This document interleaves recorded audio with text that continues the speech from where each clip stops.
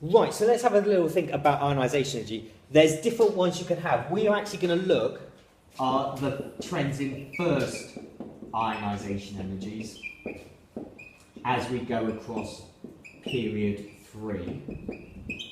What is the first ionisation energy of, let's do, of sodium? I would take Na in what phase? Solid, liquid or gas? Gas. And he would go to Na plus as a gas plus an electron. That is the first ionisation energy. Some of you, when I was marking the papers, you weren't putting the state symbols on. You have to put the state symbols on. If it's the first ionisation energy, it means you're forming the 1 plus ion. So if I'm going to say do the second ionisation energy, for example, just because I can, of sodium, that would be Na plus as a gas going to Na2 plus as a gas plus an electron. You have to do it one by one as you go through. So we'll look at what happens if I keep taking electrons off. So let's say I'm taking chlorine and I'm doing the successive ionisation energy of chlorine. What's the electronic configuration of chlorine? He's got 17. Okay, cool. So, if we go back to GCSE days, do you remember we would say it was 2, 8, 7? Okay. So this is the success. So I can keep taking electrons away from chlorine until it's got nothing left. And so this would be the first. This is the first electron, so that's the outermost electron. So I go 1, 2, 3, 4, 5, 6, 7, and then I get a jump. Why do I see that jump? Yeah, I move to the second shell. I do the next 8, all slightly getting higher, but nothing there. And then I see another jump because I'm into this final 2. So these guys are the ones closest to the nucleus. Why are these so much harder to remove? Removing it from the charged atoms. Or charged, yeah. I'm removing it from iron. Yeah, that's one. And he's in a shell much closer to the nucleus as well. So what you're looking for are jumps in there. So you could look at that and you could tell me, well, you could quite easily tell me what atom it was. If I was just to give you the first 8, you'd be able to tell me that that was in group 7, wouldn't you? Because you'd see a big increase between the 7 and the 8. So the first 7 needs to move, so it must be in group 7 to be able to do that. Okay, so this is the first ionisation energy as I go across period 3. So this is the energy it takes to form the Na plus ion, the Mg plus ion, the Al plus ion, Si plus ion, and so on. So the first ionisation energy plot as I go across the period.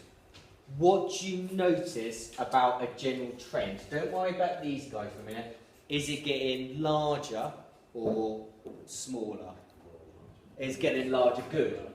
Good. So it's definitely getting larger. We've got some issues here, haven't we, with aluminium and sulfur that we need to think about. Why are these suddenly dropping down rather than it just being a straight line as I go across? So we can start pondering about that in a minute. But we need to think about, why do we see this general increase, first of all? So why is it taking more energy to remove that first electron as I go across a period? Anybody got any ideas? Yeah. Increasing nuclear charge. Okay, so nuclear charge is increasing. So I've got more protons. But there's no more shielding because it's all still one shell. Yep, that's good. Shielding is constant because I'm always adding electrons to the outer shell. So shielding stays the same, which is good. What's happening to the distance between the outer electron? It decreases. It decreases as well. So the atoms are getting smaller. which is kind of a consequence. They all gets mixed up a little bit, doesn't it? Because it's a bit of a consequence of the fact, well, the ionisation is increasing because the atom size are getting smaller, but the atom size is getting smaller because of the shielding staying the same and the nuclear charge increasing. So you can talk yourself around in circles. But the main thing is you need to talk about is, why do I see a general increase? It's because the nuclear charge is getting larger. I've got more protons in my nucleus. The atomic radius is getting smaller, and the shielding stays the same. Is everybody happy about shielding? Yeah. If what, so? Could we come back to the atomic radius in a minute? Yeah, we'll talk about atomic radius in a minute. But well, let's have a look. So, as I go across it, how many protons does sodium have? Sodium's got 11. Sodium's got 11 protons. How many does argon have? 18 protons. And silicon? 14 protons. Okay, so the number of protons is getting larger as I go across. We're all happy with so if I'm talking about first ionization energy, for sodium it's that boy going off. For silicon it could be him, and for argon it should be him. So I'm talking about how much energy it's cost. So the number of protons is increasing. Shielding stays the same. We're happy that it's only inner electrons that shield. Have you come across the term effective nuclear charge before? So you can think about shielding. Effective nuclear charge is equal to the number of protons that you've got minus the number of shielding electrons.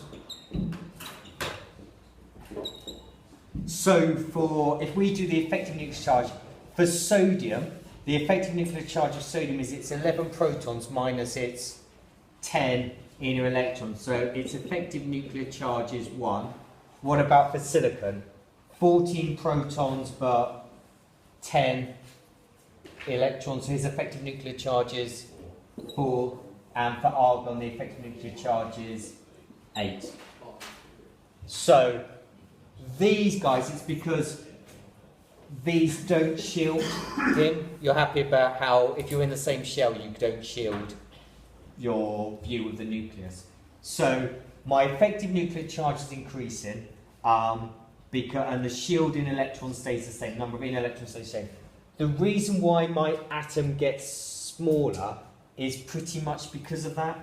And look at this now. My effective nuclear charge is increasing, so these guys are experiencing a much stronger attraction to the nucleus. So he pulls them in, so he's becoming more attractive to it. So we're happy about why my atoms are getting smaller. So if we draw a little graph of that. So why do we see those weird? For aluminium, you're right, it's because it's that electron which I'm moving, and the P subshell is in a higher energy subshell. Yeah. For sulfur, is it because its outer electrons are in an electron pair, so electron repulsion? Perfect, yeah. Yeah, if I do my little electrons in boxes, or things, for this guy, my P34 is going to be 1, 2, 3, 4. It's going to be that boy that goes. He's experiencing electron-electron repulsion, so he wants to be shot out of there. His negative brother is kind of like pushing him on the way. So he is much easier to remove than you would expect. It's because you have these small electron-electron repulsions happening. So you need to be aware that aluminium and sulfur are slightly different. If you look at the handout as I go across, so what is the trend of first ionization energy as I go down a group? So helium, neon and argon are all in the same group. What has happened to their first ionization energy? It goes down. Great.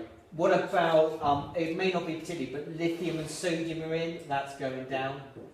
Beryllium, magnesium is going down. So can you see that this is just being shifted but squashed further? So if you had to predict the next one, it would crash down to be lower, and then it would go something like that. So you just see the same pattern going down like that. So why is it decreasing? Yeah, so if we look at helium, neon and argon, helium's got 2 protons, neon 10 protons and argon 18 protons. But for helium, it's that electron going, neon that electron and argon that electron. The distance from the outer electron to the nucleus is getting much larger. So you are getting you've got to put far more energy to remove that electron because he's close to the nucleus than that guy because he's further away, and this guy is even further away from the nucleus. Does the effective nuclear charge change between here and here? He's got 10 protons minus 2 inner electrons, which gives me 8. He's got 18 protons minus 10 inner electrons, which also gives me 8. So my effective nuclear charge for these guys hasn't changed, but it's the distance from the outer electron to the nucleus has changed. So that's why. So these are my atomic radius. If we look across here, this is in as we go across here, can you see that my atoms are getting smaller because they're being pulled in? The outermost shell is being pulled in by the stronger nuclear attraction. So I can plot this on my little graph here. So this is in nanometers. Sodium is about 0.16, and as I go across, the atoms get much smaller as I go across. So it all gets mixed up together